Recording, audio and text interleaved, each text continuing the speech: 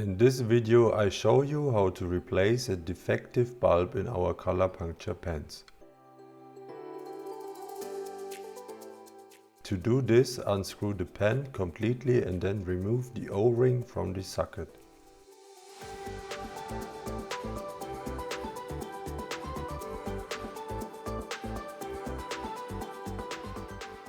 Next, unscrew the back cap and remove the batteries.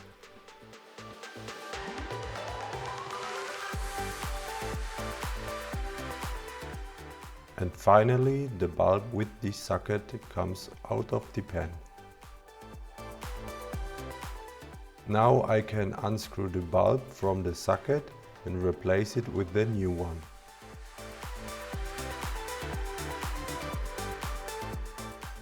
Now the pen is reassembled in reverse order.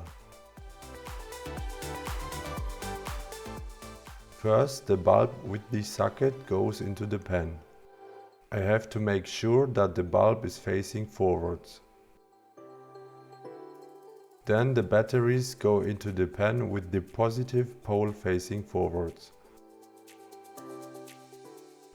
And then the pen is closed again with the cap.